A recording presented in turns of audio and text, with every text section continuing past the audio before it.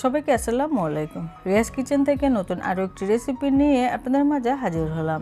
কিছুদিন আগে যেহেতু কোরবানির ঈদ গিয়েছে, আর কোরবানির ঈদের মধ্যে দেখা যায় গরুর মাংসের আলু ঝোল দিয়ে এই রুটিটা কিন্তু বেশ জমে যায়। আর সেজন্যই আপনাদের কাজটাকে সহজ করার জন্য আজকে চালের রুটি শেয়ার করেছি। আশা করছি যারা একেবারে নতুন তারাও এই রেসিপিটি ফলো করে যদি তৈরি করে, চালের রুটি খুব সুন্দর নরম তুলতুলে করে তৈরিও করতে পারবে এবং প্রত্যেকটা রুটি হবে গোল। আশা করছি ভালো লাগবে। চলে যাচ্ছি পুরো রেসিপিতে। চুলায় একটি কড়াই বসিয়ে দিয়েছি, আর এখানে আমি 3 কাপ পরিমাণে পানি দিয়ে দিচ্ছি। এখন চুলার জালটা বাড়িয়ে রেখে পানিটা খুবই দ্রুত বলক আনিয়ে নিব। আজকে যে চালের খামিরটা বা রুটিগুলো নরম করে রাখার জন্য এখানে আমি 2 চা চামচ পরিমাণে তেল এবং 1 চা চামচ পরিমাণে লবণ দিয়ে ঢেকে দিচ্ছি। তো খুবই দ্রুত বলক আনিয়ে নিতে হবে। এখন দিয়ে দিচ্ছি শুকনো চালের গুঁড়া। এখানে আমি 2.5 কাপ পরিমাণে শুকনো চালের গুঁড়া দিয়ে দিচ্ছি। এটা আমি বাজার থেকে কেনা চালের গুঁড়াটাই ব্যবহার করছি। যে কাপ দিয়ে পানি মেপেছি সেই কাপ দিয়ে আমি এখানে 2.5 কাপ পরিমাণে চালের গুঁড়া দিয়ে দিলাম। এই পর্যায়ে সে চুলার জালটা কমিয়ে দিয়ে একটু সময় নিয়ে খুব ভালো করে নেড়েচেড়ে মিশিয়ে দিতে হবে, যেন এই খামিরটা খুবই স্মুথ হয়। তো দেখে নিশ্চয়ই বুঝতে পারছেন কিভাবে দিচ্ছি। নেড়েচেড়ে মিশিয়ে দিলাম। এখন ঢাকনা দিয়ে ঢেকে আমি 5 মিনিটের মতো অপেক্ষা করব। আর চুলার জালটা রেখেছিলাম একেবারেই লোতে। তো আমি 5 মিনিট পরে আবার একটু নেড়েচেড়ে মিশিয়ে দিচ্ছি। চালের খামিরটা কিন্তু খুবই স্মুথ হয়ে গিয়েছে। চুলাটা এখন আমি বন্ধ করে দিয়েছি। তো আপনারা এই পর্যায়ে এসে ধরলেই বুঝতে পারবেন যে কতটা স্মুথ হয়ে যাবে। এখন আমি ঢাকনা দিয়ে ঢেকে আরও 5 থেকে 10 মিনিটের মতো অপেক্ষা করব। ফিরে এলাম প্রায় 10 মিনিট পর। এখন আমি এই চালের খামিরটাকে খুব ভালো করে মথে নেব। একটি ট্রেতে ঢেলে নিচ্ছি, যেন এই চালের খামিরটা খুব সুন্দরভাবে ডলে নেওয়া যায়।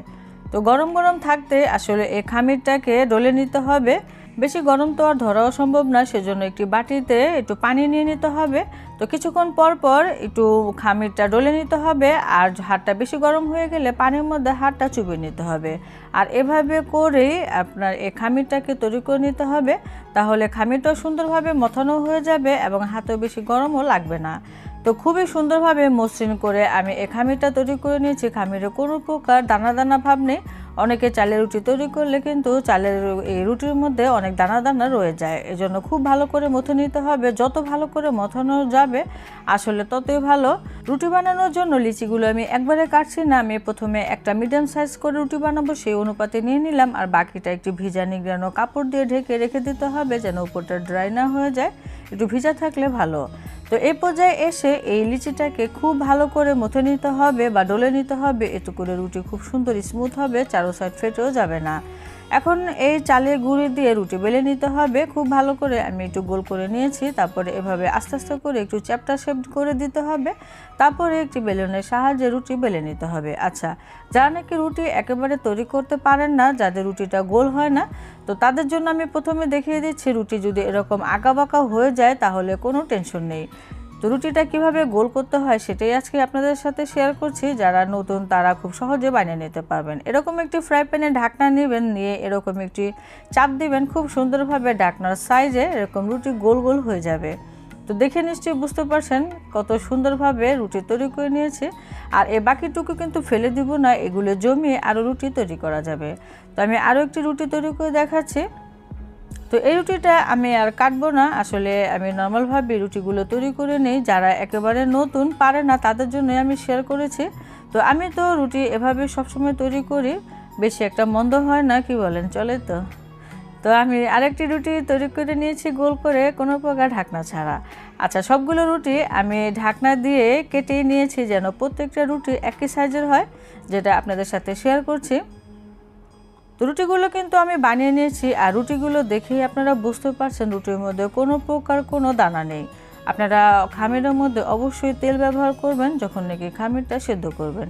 চুলায় একটি ফ্রাই প্যান বসিয়ে খুব ভালো করে গরম করে নিতে হবে। তারপরে আমি একটি রুটি ভেজেও শেয়ার করছি। এই চালের রুটিগুলো কিন্তু একটু হালকা করে ভেজে নিতে হয়, আটা রুটির মতো তেমন একটা দাগ পড়ে না। তো এভাবে উল্টে পাল্টে ভেজে নিতে হবে। তো খুরচুন বা কাপড়ের সাহায্যে একটু চেপে নিলে রুটিগুলো খুব সুন্দরভাবে অতি দ্রুত ফুলে যাবে। তবে আমি প্রথম রুটি দিয়েছি, ফ্রাই প্যানটা পুরোপুরিভাবে গরম হয়নি, সেজন্য রুটিটা তেমন একটা ফুলেনি। তো এখন আমি এই রুটিটা নামিয়ে নিচ্ছি। একটি দ্বিতীয় রুটি আবার আপনাদের সাথে একটু শেয়ার করছি। আর রুটি দেওয়ার আগে প্রত্যেকবার এভাবে একটি পরিষ্কার কাপড় বা টিস্যু দিয়ে মুছে নিতে হবে, যেহেতু চালের রুটি, এখানে অনেক চালের গুঁড়ো ব্যবহার করা হয়। আর ফ্রাই প্যানটা যদি মুছে না নেওয়া হয় তাহলে দেখা যাবে রুটিগুলো কালো হয়ে যাবে। তো আমি আরও একটি রুটি দিয়ে দিলাম, আর সেই সাথে একটি পরিষ্কার ন্যাকড়া দিয়ে রুটিটা খুব সুন্দরভাবে একটু হালকা করে চেপে দিচ্ছি। এখন দেখা যাবে রুটিটা খুব সুন্দরভাবে ফুলে যাবে। তো বেশিরভাগ রুটি কিন্তু ফুলবে, কয়েকটা দেখা যায় নাও ফুলতে পারে, সমস্যা নেই। তো উল্টে পাল্টে আমি রুটিটা ভেজে নিলাম, হালকা করে ছেঁকে নিয়েছি, হয়ে গিয়েছে।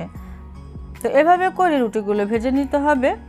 আর এই চালের রুটিগুলো ভাজার পরে একটি পরিষ্কার তাওয়ালের ভিতরে রুটিগুলো একটু ঢেকে রেখে দিতে পারেন, সেক্ষেত্রে রুটিগুলো বেশ নরম থাকে। আমি সবগুলো রুটি ভেজে নিয়েছি, দেখে নিশ্চয়ই বুঝতে পারছেন রুটি কিন্তু তেমন একটা দাগ ফেলাইনি।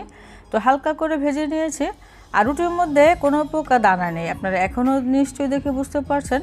আজকে চেষ্টা করেছি খুবই সহজভাবে এই রেসিপিটি শেয়ার করার জন্য, যারা একেবারে নতুন তারা খুব সুন্দরভাবে রুটি তৈরি করতে পারবে। আর গোল করার সিস্টেমটা তো দেখিয়ে দিয়েছি, সমস্যা হবে না।